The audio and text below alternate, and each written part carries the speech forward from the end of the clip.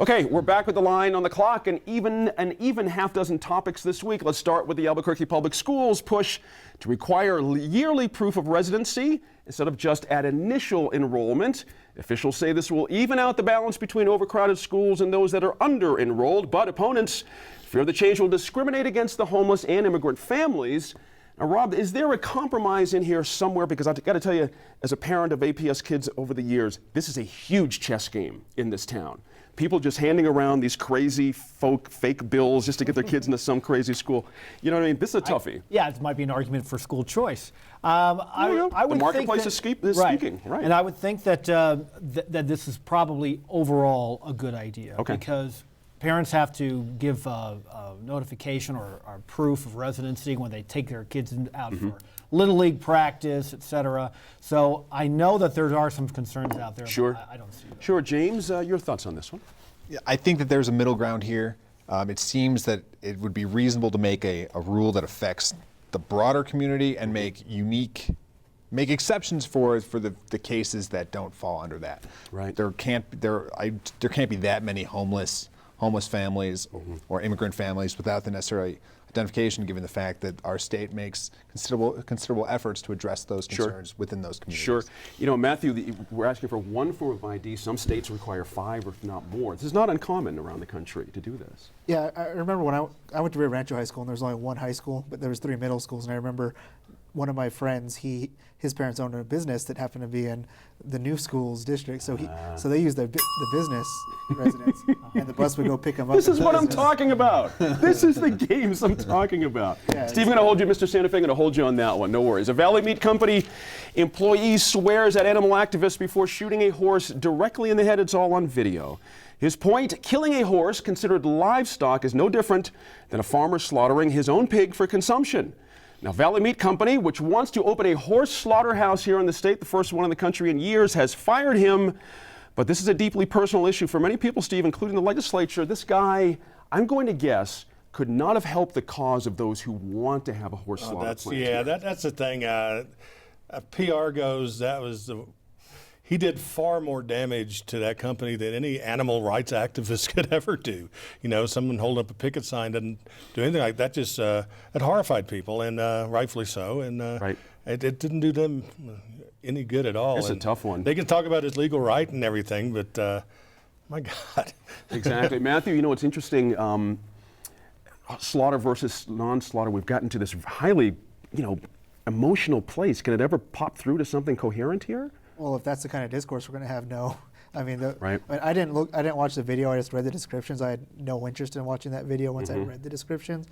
But I mean, if the discourse is going to be him basically cursing out the opponents, shooting a horse, and saying, "Hey, watch this on YouTube," then I don't see how you can find a middle ground from there. That's right. How did it hit you, Rob? I thought that it was pretty atrocious, and like Matt, I didn't watch it.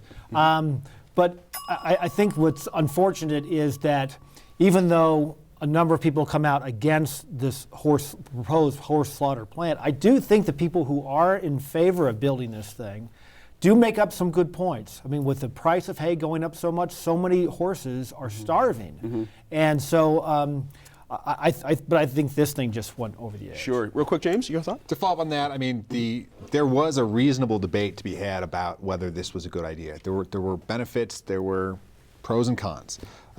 Something like this makes the debate a lot less reasonable. It's evolved in a different way, and it's going to take time to get back to where we were in the summer when this issue came to the forefront. Very much so. Now, no doubt there's a drought, and farmers in Carlsbad may get only 1/10 of their normal water allotment this year. So the Carlsbad Irrigation District is mulling a priority call, remember that term now, priority call on Pecos River water, but there's no guarantee that move will get them any more water, Jim, and we're about to see some big time battles on Old West, water wars here, and I'm not being funny about this at all. 1/10 of your allotment, this is going to be a big deal. And we had a Sunday Journal, by the way, story about Hatch Valley having, no water for Chile in some ways too. So your thoughts here? This becomes, I mean, the debate has become, what kind of economy do we want? I mean, the priority call goes to primarily small farmers, family farmers. Right. And the debate is, if that call goes in, then that pulls water from bigger industry, dairies, the cheese farmers, the refinery in Roswell, and it's cast as one or the other. Right. And so the debate becomes what is our community's top economic incentive? Sure. Should we be focusing on the aspect of refineries, on broader employers, or is the family farm a top priority? That's a question that I think we as a community need to. Absolutely. Your thoughts on that conversation, Rob? I think this is going to be a major issue for a long time until it starts raining. And rain some more, and then rain some more after that. Exactly. 10 seconds. Steve. I don't have any solution to this, but my God, it'd be sad to see family farms go under. A tenth. It's amazing when you think about it.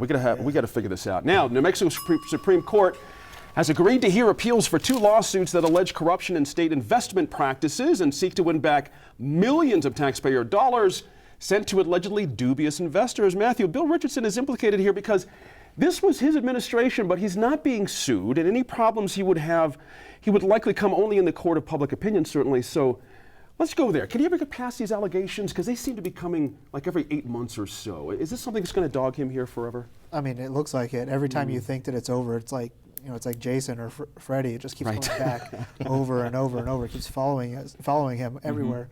And I mean, I don't know where it's going to end. I don't think. Right. I mean, anyone outside the Supreme Court knows where it's going to end. Good point. It was hard, and it was yeah. hard to follow in the first place Sure. when it was happening. I remember Chip Jennings was writing for The Independent at the time, and he was trying to explain it to me, and it was complicated then. And Right. now, 5 years later, I mean, there's probably even less public interest in it because That's right. it's hard to understand what's going on. Interesting. What are your thoughts, Steve? I think it's good. It's going to be adjudicated. Okay.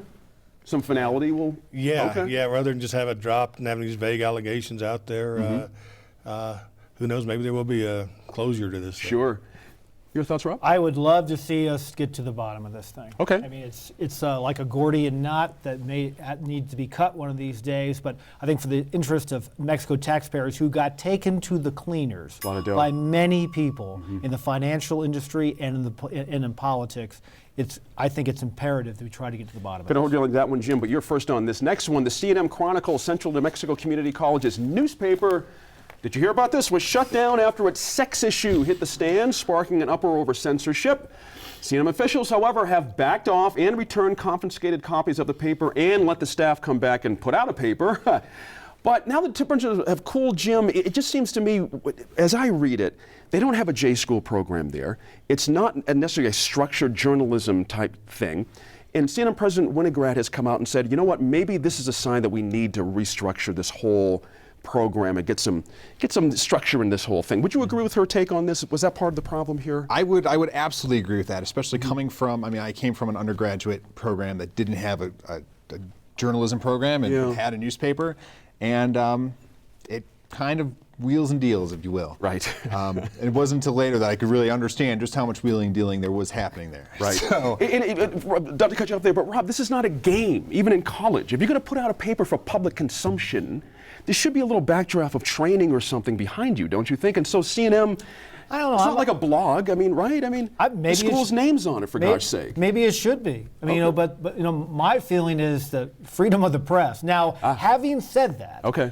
this sex issue that came out, in my mind, was sophomoric, but just by its very name, Right. college students tend to be sophomoric.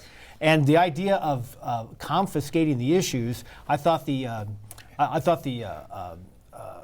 administration just completely botched this thing. Interesting. I'm going to hold you guys there. Sorry about that. Those guys are going to have to carry the day. APD Sergeant Adam Casals has been charged with vehicular homicide for running that red light and crashing his police car into an SUV in February. The mounting evidence that he was not, as initially stated, pursuing a suspected drunken driver, Rob, was the deal here. Let me start with you again. Now, clearly we've got a situation here about how the department answers an exasperated community here while we have feds here in town to do this.